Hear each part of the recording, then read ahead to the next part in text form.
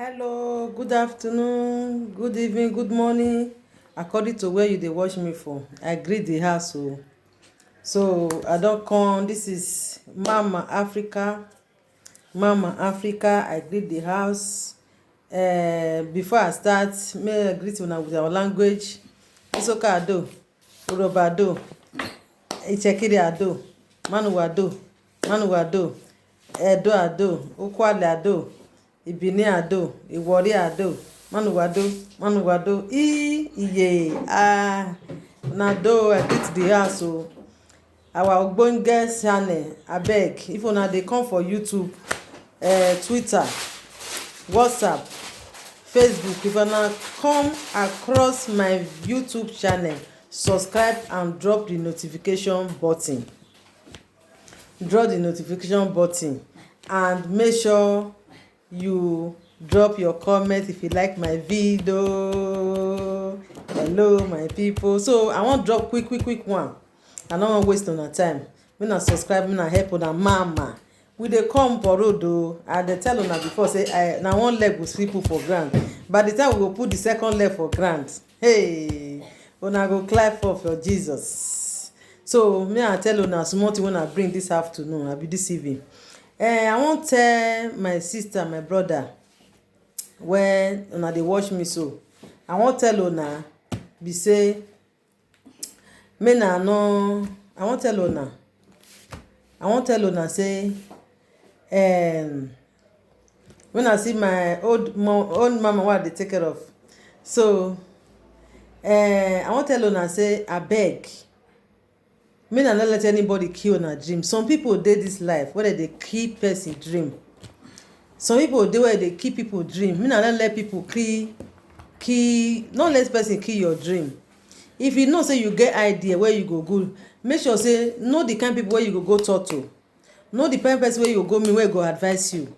Some people, if you wan just do something, nothing wey you wan do wey you go tell them, wey dem no go condemn. They ready to condemn everything because they no want make you reach them. They no want make you with them be make na two dey strive together. So anything wey you wan do, no be everybody you go dey tell. Some people not everything wey you wan do, they condemn everything. Nothing wey you wan do. Like me, I dey give myself make example. If I wan do something, I need to do am. If you tell some people, they will say no, that thing no good, you no sure say you go fit do am. No, me I no meet that kind person. All those kind people now they call dream killer. Don't let any man kill your dream. Don't let any woman kill your dream. We get dream killer. If you want to succeed in life, meet people where they know how to creative. People where they creative, where they try, where they advise people. Some people, once you just measure some kind thing, they will say, since they no go fit do am, they will say no, you don't say go fit do am, not sure say go fit do am. Nothing they will fit advise you where you go good. And if they see you where you want good, they go dey vex. You understand? So my dear, now be this small thing wey I wan tell una. Some people, they be dream killer, and they all those kind dream killer, they be person where they jealous. If they see say you dey do something where be say e go bring better thing, they go dey jealous you. And all those kind people, they no want make you reach them. Any small thing where you just dey plan say you wan do, maybe you wan create something, you wan dey do something, before they wan kill am. Their own na just to kill your dream, just to kill your plan. They no want make you make step. My sister, what do they call am? Dangote, e start for somewhere. You sef ready to start for somewhere. No let any man kill your dream. No let any woman kill your dream. Even though say na your husband, even though say na your sister, even though say na your brother, no let anybody kill your dream. Anything wey you get in mind to do, try. Everything for life na risk. If you no risk, you will not get money. Many rich man today, wey they rich, they risk. They try to do something. If na meat pie you know how to do am. Try and dey do am. If na hair o, if na farm o, anything wey you wan do am. If you notice say your friend na dream killer, leave that friend, make you go make better friend. If you notice say your friend, they know they anytime when you bring plan, say you want plan, you go say no. Some people they say you want build house or you want they do this, you want do farm. They say abeg, not tell me. People know they do farm. People know they do farm. If you don't know anything now, this you won't learn to do cassava or you won't learn to do plantain or you won't learn to plantain sieve. They will like to kill your dream. They will like to kill anything what you like to do. So if you notice church friend, run from them. Any friend wey you talk say I just dey think now say this kind weaving or na machine I wan like to dey sew now, I wan like to dey learn something now, the person say abeg. All those kind friend comot am for body. Na all those one we dey call dream killer. Anybody wey no go advise you how to creative, any friend wey no dey advise you say how to plan, how to make plan, run from that friend. And any friend wey you notice say dey jealous you, maybe you get small money, you wan start to dey, you wan rate arivonona. If you wan raise something to do, e go come dey tell you say no need to do am, run for that friend. You know say that kind friend, e wan make you remain for one position. E no wan make you take step. And in life you need to take step. If you no take step for life, you go remain the same thing for one place. Any friend wey be say you dey go farm or you dey go this, you go say you too tey, why you go farm like that? Like, come make we go flex. Run for that friend. Friend wey no go encourage you to creative. Friend no go encourage you to do sweet good thing. Friend wey go tell you say make we go bar, make we go do this one. Run for that friend. Friend wey go dey talk about only makeup, only dressing, only make we come dey go bar, make we come dey drink, make we come dey do this one. Run for that kind of friend. If you dey follow friend, e never wan dey call you say my sister, how we wan take do this thing, how we wan take do one company, how we wan take build house, how we wan take create something. If you no get that kind of friend, run away for that kind of friend. If you get friend wey no fit, e no get plan.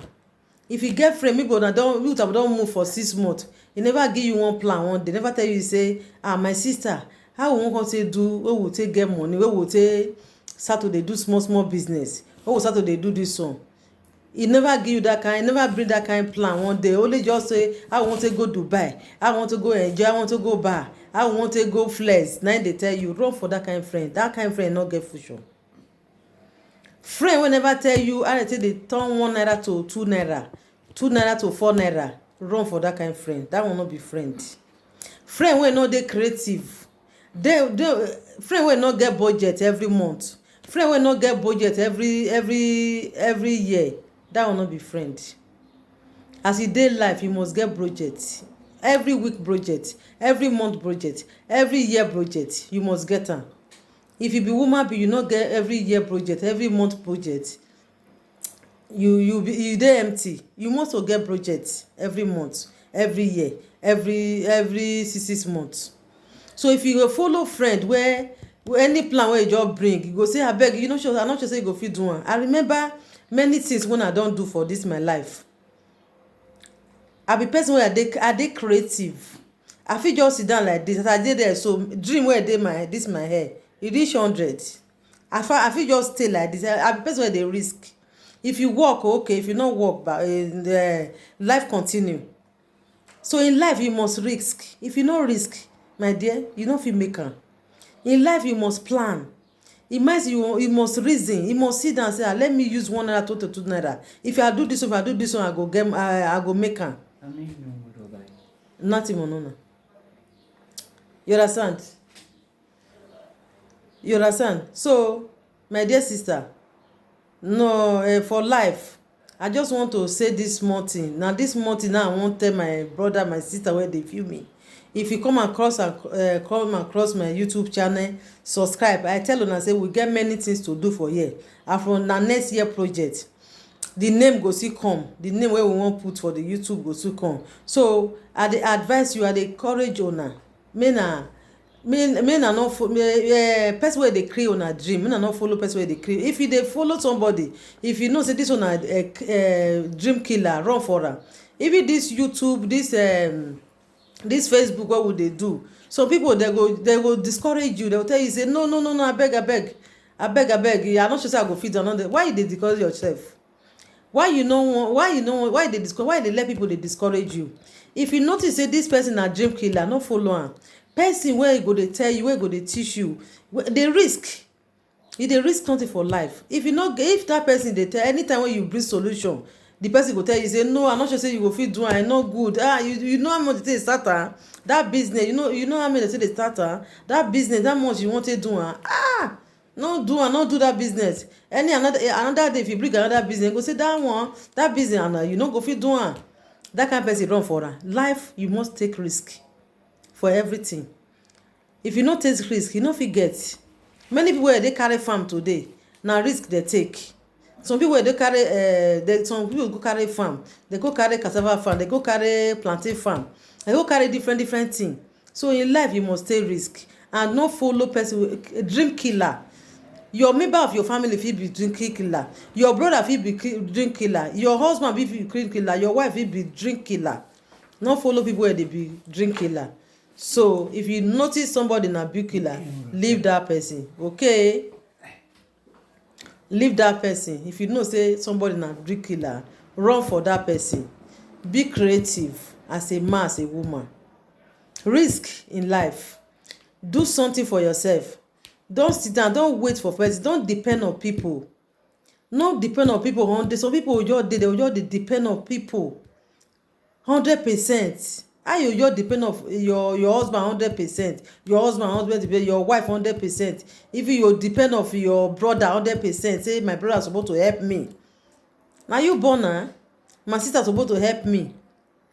Not depend on people. Be creative. Use your wisdom wey God give you. Creative. I pray you will be creative in the name of Jesus. Seek first the kingdom of God. All other things we add unto you. Seek first the kingdom of God. This my dede, come. Viens.